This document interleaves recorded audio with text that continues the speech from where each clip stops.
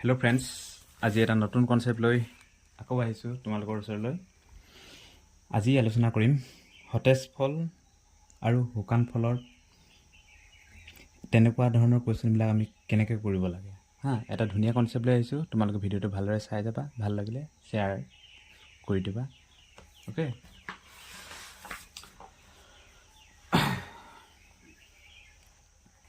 এতিয়া প্ৰথমতে কুৱেশ্যনটো পঢ়ি লওঁ, তেতিয়া বুজিবলৈ সহজ হ'ব। Okay, fresh fruit contain 80% of water and dry fruit contains 15% of water. How much dry fruit can be obtained out of 68 kg fresh fruit. কুৱেশ্যনটো কি কৈছে? সতেজ ফলত 80% পানী আৰু শুকান ফলত 15% পানী থাকে বুলি কৈছে, হয় নহয়? সতেজ ফলত 80% পানী থাকে আৰু শুকান ফলত 15% পানী থাকে বুলি কৈছে। 68 kg সতেজ ফলত কিমান শুকান ফল ওলাব, এইটো উলিয়াব লাগে। অ'কে, এটা কথা মনত ৰাখিবা তোমালোকে প্ৰথমতে, ফ্ৰুইট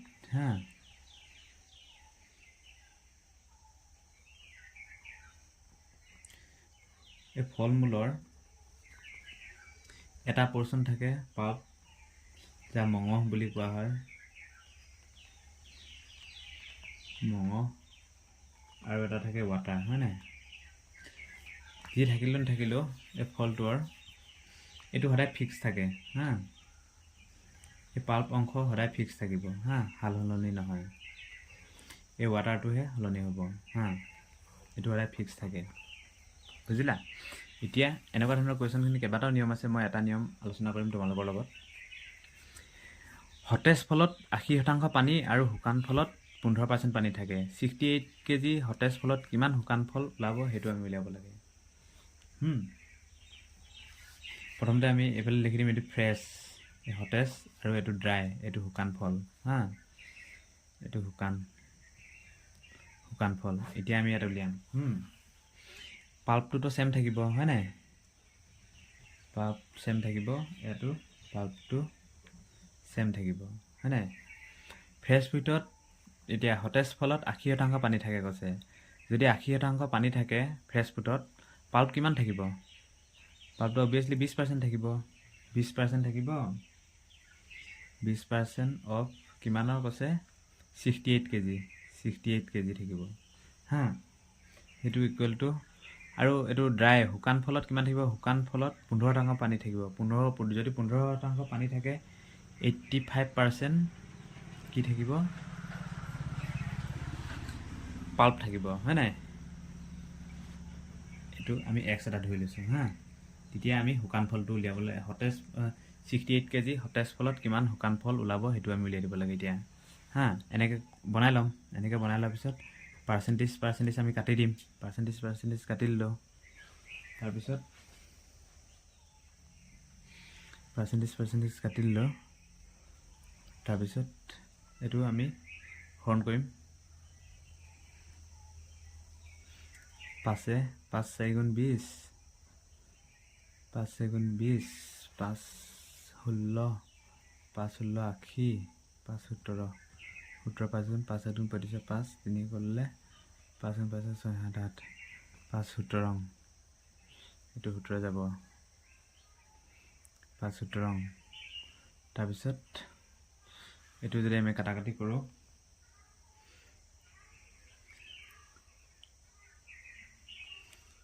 এইটো যদি আমি কাটাকাটি কৰোঁ, 17x is equal to 68 into 4, x is equal to যদি উলিয়াওঁ 64 into 4 by 17, এইটো হ'লে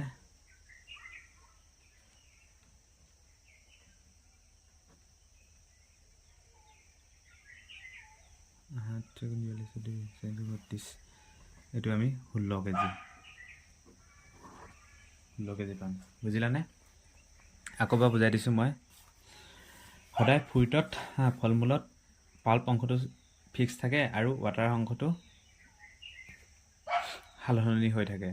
অ'কে, এতিয়া ফ্ৰেছ ৱাটাৰ আৰু ড্ৰাই ফ্ৰুট, যদি ফ্ৰেছ ফ্ৰুটত 80% পানী থাকে, তেতিয়া ড্ৰাই ফ্ৰুট কিমান থাকিব? 20%। 20% কিমান কেজি? 68 kg। তাৰপিছত আৰু এইটো শুকান ফলত কিমান শতাংশ পানী থাকে কৈছে 15% পানী থাকে 15% পানী থাকিলে পাল্প কিমান থাকিব 85%। এইটো ইকুৱেল কৰিলে কাটাকাটি কৰিলে আমি 68 কেজি সতেজ ফলত কিমান শুকান ফল ওলাব সেইটো আমাৰ ওলাই যাব এইটো। ঠিক তেনেদৰে এইটো দ্বিতীয় কুৱেশ্যন, একেটাই question. Fresh fruit content 62% of water and dry fruit contains 24% of water. How much dry fruit can be obtained out of 100 kg fresh fruit? কুৱেশ্যনটো ভালদৰে পঢ়া, তোমালোকে বুজি পাবা। সতেজ ফলত 62% পানী থাকে বুলি কৈছে আৰু শুকান ফলত 24% পানী থাকে। 100 কেজি সতেজ ফলত কিমান শুকান ফল ওলাব কৈছে। একেধৰণে ফ্ৰেছ লিখি ল'বা,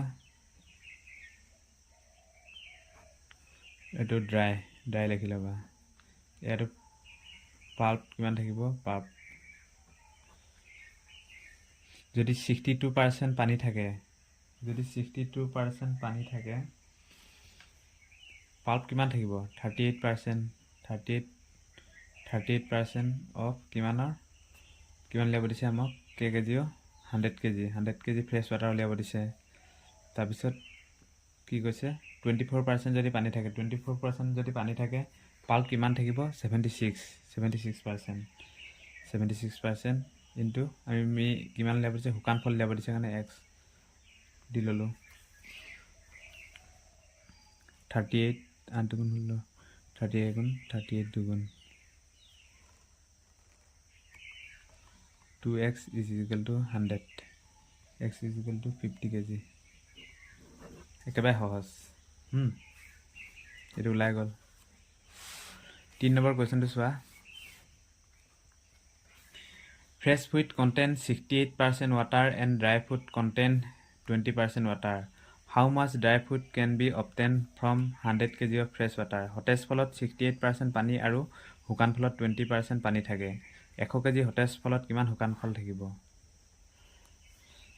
ডাইৰেক্ট লিখি দিবা ফ্ৰেছ ড্ৰাই পাল্প লিখিবা, ডাইৰেক্ট লিখি দিবা। সতেজ ফলত 68% পানী থাকে আৰু 68% যদি পানী থাকে হেৰি কিমান থাকিব 32% পাল্প থাকিব। 32% অফ কিমান 100 কেজি উলিয়াব দিছে আৰু হেৰি কিমান থাকিব 20% যদি পানী থাকে 80% পানী শুকান ফল থাকিব। এইটো কাটাকাটি কৰিলে 0 যদি কাটি দিম 4 দুগুণ 8 2 4 গুণ 8 2 5 গুণ 10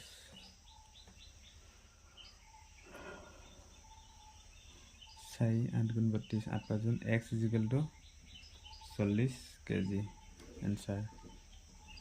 একেবাৰে সহজ। Okay, thank U.